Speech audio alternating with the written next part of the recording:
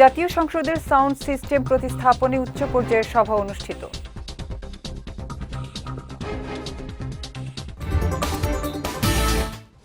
আগামী সপ্তাহে গ্যাস সংকট পরিস্থিতির উন্নতি হবে আশা জ্বালানি প্রতিমন্ত্রী।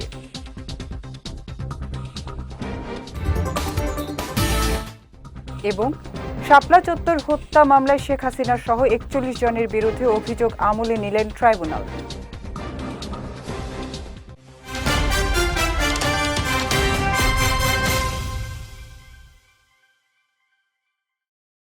আসসালামু আলাইকুম। পুষ্টিচা নিবেদিত বিজয় রাতের সংবাদে আমন্ত্রণ জানাচ্ছি আমি উম্মে কুলসুম। শুনছিলেন শিরোনাম, এবারে বিস্তারিত। জাতীয় সংসদের সাউন্ড সিস্টেম প্রতিস্থাপনে উচ্চ পর্যায়ের সভা অনুষ্ঠিত হয়েছে।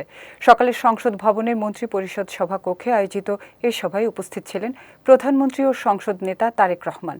বৈঠকে সংসদের বিদ্যমান সাউন্ড সিস্টেমের পরিবর্তে আধুনিক প্রযুক্তি নির্ভর নতুন সাউন্ড সিস্টেম স্থাপনের বিভিন্ন বিকল্প তুলে ধরা হয়। এছাড়াও তুলে ধরা হয় কারিগরি সক্ষমতা ও বাস্তবায়ন পরিকল্পনা। সভায় প্রেজেন্টেশন, প্রযুক্তিগত বৈশিষ্ট্য ও সংসদের কার্যক্রমের সঙ্গে সামঞ্জস্যপূর্ণ বিষয়গুলো নিয়ে আলোচনা হয়। এ সময় উপস্থিত অতিথিরা এ বিষয়ে প্রয়োজনীয় মতামত ও দিক নির্দেশনা দেন। সভায় সভাপতিত্ব করেন জাতীয় সংসদের ভারপ্রাপ্ত স্পিকার ব্যারিস্টার কায়সার কামাল। এছাড়া বিরোধী দলীয় নেতা ডাক্তার শফিকুর রহমান, সংশ্লিষ্ট মন্ত্রী, সরকার দলীয় চিফ হুইপ নুরুল ইসলাম মনি, বিরোধী দলীয় চিফ হুইপ নাহিদ ইসলাম এবং সংশ্লিষ্ট ঊর্ধ্বতন কর্মকর্তারা সভায় উপস্থিত ছিলেন। দেশে চলমান গ্যাস সংকট আগামী সপ্তাহ থেকে উন্নতির দিকে যাবে এবং পুরোপুরি স্বাভাবিক হতে আরও এক সপ্তাহ সময় লাগতে পারে বলে জানিয়েছেন বিদ্যুৎ, জ্বালানি ও খনিজ সম্পদ প্রতিমন্ত্রী অনিন্দ ইসলাম অমিত। আজ সচিবালয়ে নিজ দপ্তরে সাংবাদিকদের সঙ্গে আলাপকালে তিনি একথা জানান। প্রতিমন্ত্রী জানান, সংকটের জন্য সরকারি কোনো প্রতিষ্ঠানের ত্রুটি দায়ী নয়।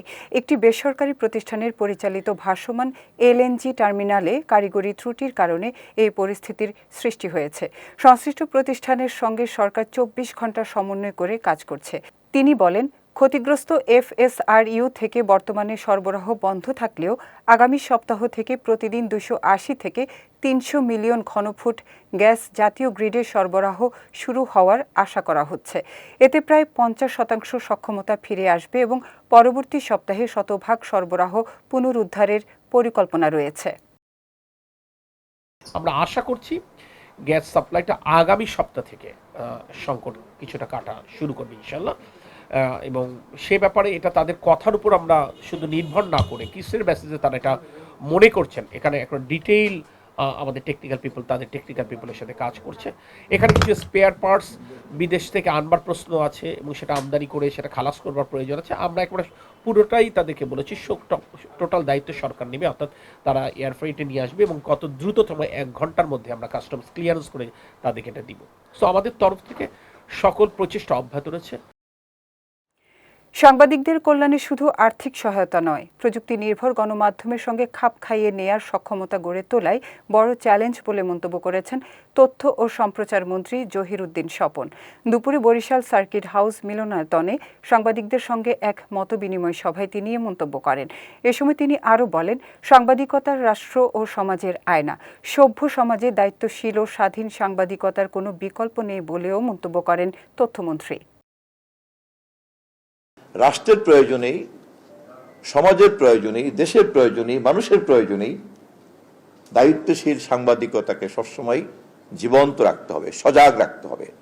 আয়নার মতো কাজ করবে, যা সারাক্ষণ সমাজকে দেখা যাবে, রাষ্ট্রকে দেখা যাবে এবং যখন যখন চেহারার মধ্যে, সমাজের চেহারায়, রাষ্ট্রের চেহারায় যে সমস্ত ভুল ত্রুটি ধরা পড়বে তখন তখন আবার এটাকে ঠিক করে নেওয়া হবে। আমরা যেমন করে এলোমেলো চুলকে আছড়ে নেই, জামার বোতাম ঠিক থাকলে ঠিক করে নেই, আমাদের গায়ের জামাতে দাগ পড়লে সেটাকে চেঞ্জ করে ফেলি, যা আমাকে আয়না বলে দেয় যে আমার মধ্যে কি কি পরিবর্তন আনা দরকার, তেমনি গণমাধ্যম এবং সাংবাদিকতাও রাষ্ট্র এবং সমাজে এই আয়নার দায়িত্ব পালন করে, যা প্রতি মুহূর্তে সমাজকে প্রতিফলিত। রাজধানীর মতিঝিলের শাপলা চত্বরে হেফাজতে ইসলামের সমাবেশে গণহত্যার ঘটনায় মানবতা বিরোধী অপরাধের মামলায় ক্ষমতাচ্যুত সাবেক প্রধানমন্ত্রী শেখ হাসিনা সহ ৪১ জনের বিরুদ্ধে আনুষ্ঠানিক অভিযোগ আমলে নিয়েছেন আন্তর্জাতিক অপরাধ ট্রাইব্যুনাল। একই সঙ্গে তাদের বিরুদ্ধে গ্রেপ্তারি পরোয়ানা জারি করা হয়েছে। সোমবার আন্তর্জাতিক অপরাধ ট্রাইব্যুনাল ১-এ অভিযোগপত্র দাখিলের পর আদালত তা আমলে নেন। পরে আসামিদের বিরুদ্ধে গ্রেপ্তারি পরোয়ানা জারি করেন ট্রাইব্যুনাল। মামলার প্রধান আসামিদের মধ্যে রয়েছেন সাবেক প্রধানমন্ত্রী শেখ হাসিনা, সাবেক আইজিপি হাসান মাহমুদ খন্দকার, বিজিবির সাবেক মহাপরিচালক অবসরপ্রাপ্ত মেজর জেনারেল আজিজ আহমেদ, পুলিশের কয়েকজন সাবেক কর্মকর্তা এবং কয়েকজন সাংবাদিক। এ মামলায় আগে থেকেই সাবেক প্রতিমন্ত্রী শামসুল হক টুকু, সাবেক আইজিপি শহীদুল হক, সাবেক সেনা কর্মকর্তা জিয়াউল আহসান, সাংবাদিক মোজাম্মেল হক বাবু ও ফারজানা রূপা সহ মোট ৯ জন আসামি গ্রেপ্তার রয়েছেন। ৪১ জনকে আমরা সেন্ট আপ করেছি, তাদের বিরুদ্ধে আমরা আজকে ফর্মাল চার্জ দাখিল করেছি এবং এই ৪১ জনের বিরুদ্ধেই মাননীয় ট্রাইব্যুনাল নাম্বার 2 অভিযোগ তারা আমলে নিয়েছেন। যে হেফাজতের মামলাটি যাতে একটু স্পিডি ট্রায়াল করা যায়, দ্রুত করা যায়, আমাদের একটু সংক্ষিপ্ত তারিখ দিয়ে যাতে এটা করা যায় সেই আবেদন আমি আজকে জানিয়েছি। চলতি বছরের এসএসসি ও সমমান পরীক্ষার ফল আগামী ১০ আগস্ট প্রকাশ করা হবে। আজ মাধ্যমিক ও উচ্চশিক্ষা বিভাগের সচিব মোহাম্মদ আব্দুল খালেক এ তথ্য জানিয়েছেন। এর আগে ২০ জুলাই ফল প্রকাশের তারিখ নির্ধারণ করা হলেও প্রস্তুতি সম্পন্ন না হওয়ায় তা পিছিয়ে দেওয়া হয়। গত ১৮ জুলাই বাংলাদেশ আন্তঃশিক্ষা বোর্ড সমন্বয় কমিটির সভাপতি ও ঢাকা শিক্ষা বোর্ডের চেয়ারম্যান অধ্যাপক সৈয়দ আখতারুজ্জামান জানিয়েছিলেন, নির্ধারিত দিনে ফল প্রকাশ সম্ভব হচ্ছে না, তবে জুলাইয়ের মধ্যে ফল প্রকাশের প্রস্তুতি রয়েছে বলে তিনি উল্লেখ করেছিলেন। চলতি বছরের এসএসসি ও সমমানের পরীক্ষা শুরু হয় ২১ এপ্রিল এবং লিখিত পরীক্ষা শেষ হয় ২০ মে। পরে অনুষ্ঠিত হয় ব্যবহারিক পরীক্ষা। রাজধানীর কাফরুলে গোলাগুলির ঘটনায় স্বেচ্ছাসেবক দলের নেতা হাফিজুর রহমান হাফিজ ওরফে সিএনজি হাফিজকে মূল পরিকল্পনাকারী হিসেবে দাবি করেছে ঢাকা মহানগর গোয়েন্দা পুলিশ। দুপুরে ডিএমপির মিডিয়া সেন্টারে আয়োজিত সংবাদ সম্মেলনে ডিবি প্রধান মোহাম্মদ শফিকুল ইসলাম জানান, দীর্ঘদিন ধরে এলাকার ময়লার টেন্ডার, ফুটপাত দখল ও আধিপত্য বিস্তারকে কেন্দ্র করে হাফিজুল ইসলাম বাবুকে হত্যার পরিকল্পনা করা হয়। সেই পরিকল্পনা অনুযায়ী অস্ত্রধারীরা হামলা চালায়, তবে গুলি লক্ষ্যভ্রষ্ট হয়ে ইউসুফ নামে এক ব্যক্তি নিহত হন। ডিবি প্রধান আরও জানান, এ ঘটনায় সরাসরি জড়িত ৪ শুটার সহ ৮ জনকে গ্রেপ্তার করা হয়েছে। তবে মামলার মূল পরিকল্পনাকারী সিএনজি হাফিজ এখনও পলাতক, তাকে গ্রেপ্তারে অভিযান চলছে। সিএনজি হাফিজ এটার সঙ্গে জড়িত আমাদের যে ৭ জন ধরা আছে, ৭ জনই এটা স্বীকার করেছে যে তাদেরকে কে কোথা থেকে ভাড়া করেছে এবং আরও কিছু প্রমাণ পেয়েছি আমরা। হোটেলে যে নিয়ে এসে রাখা আছে, হোটেলকে বুক করেছে, তারপর ওখানে কিছু টাকা পয়সার লেনদেন হয়েছে, এগুলো সার্বিক বিবেচনায় আমরা যথেষ্ট তথ্য প্রমাণ পেয়েছি এবং গ্রেপ্তারকৃত আসামিরা স্বীকার করেছে যে তারা হাফিজই তাদেরকে ভাড়া করে নিয়ে এসেছে এই হত্যাকাণ্ড। এবার পুষ্টি চিনিগুড়া চাল নিবেদিত জেলা সংবাদ।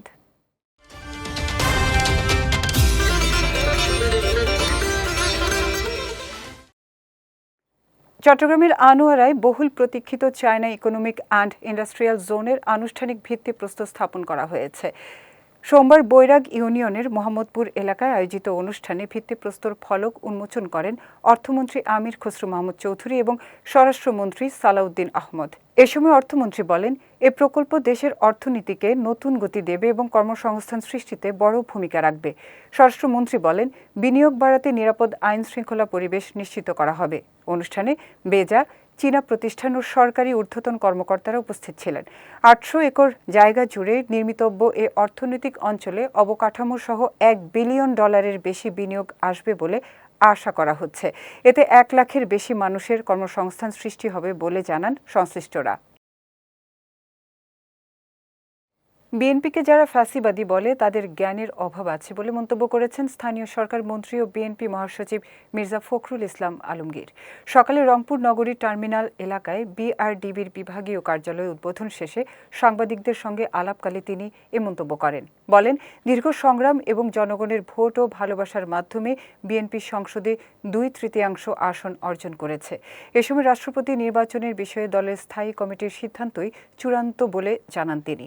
এছাড়া চলতি বছরের শেষ দিকে অথবা আগামী বছরের শুরুতে স্থানীয় সরকার নির্বাচন অনুষ্ঠিত হতে পারে বলে জানান মির্জা ফখরুল ইসলাম আলমগীর। অনুষ্ঠানে রংপুর মহানগর ও জেলা বিএনপির নেতারা উপস্থিত ছিলেন। জামাতের আমির সাহেব সিলেটে কি বলেছে এটা তার ব্যাপার। আমরা খুব পরিষ্কার করে বলি যে আমরা একটা গণতান্ত্রিক উদারপন্থী গণতান্ত্রিক রাজনৈতিক দল। দীর্ঘ সংগ্রামের মধ্য দিয়ে জনগণের ভালোবাসায় তাদের ভোট নিয়ে আমরা আজকে সংসদে 2/3 আসন লাভ করেছি, সরকার গঠন করেছি। একবার নয়, বিএনপি পাঁচবার রাষ্ট্র পরিচালনার দায়িত্বে এসেছে। বিএনপিকে যারা ফ্যাসিবাদ বলেন তাদের হয় জ্ঞানের অভাব আছে অথবা তাদের মাইন্ডসেটকে এভাবে তৈরি হয়েছে।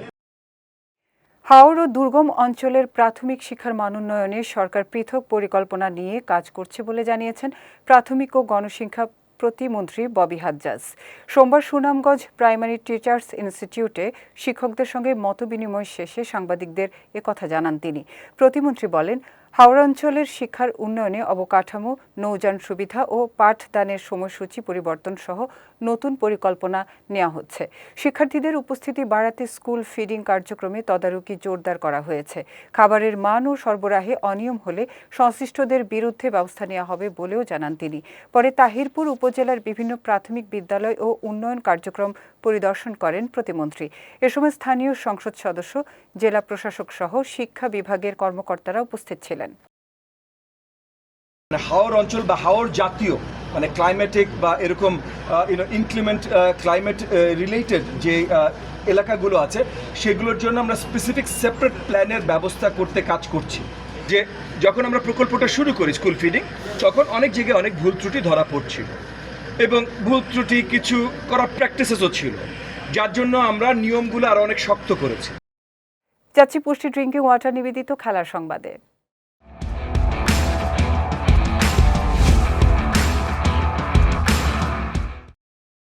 প্রায় 5 বছর পর আবারও বাংলাদেশের টেস্ট দলে ফিরেছেন সৌম্য সরকার।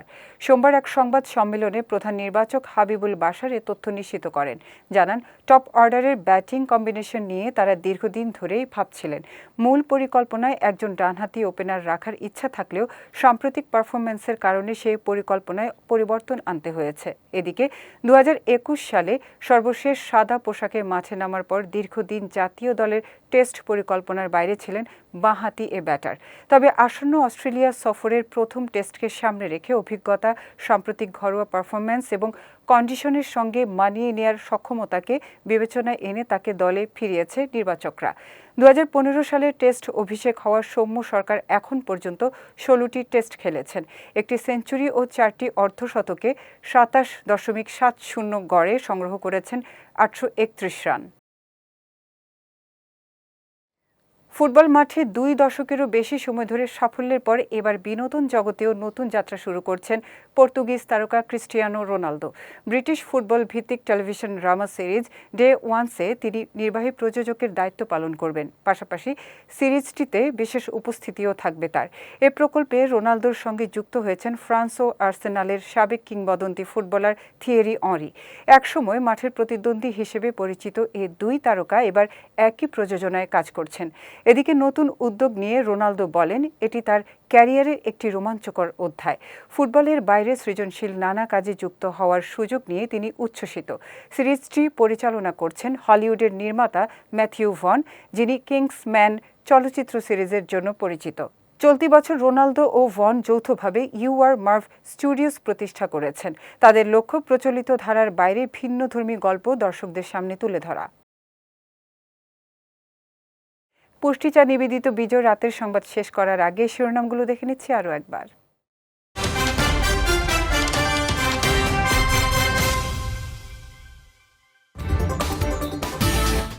জাতীয় সংসদের সাউন্ড সিস্টেম প্রতিস্থাপনে উচ্চ পর্যায়ের সভা অনুষ্ঠিত।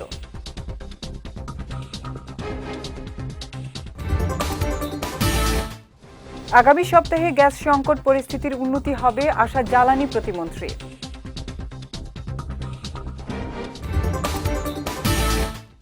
এবং শাপলা চত্বর হত্যা মামলায় শেখ হাসিনা সহ 41 জনের বিরুদ্ধে অভিযোগ আমলে নিলেন ট্রাইব্যুনাল।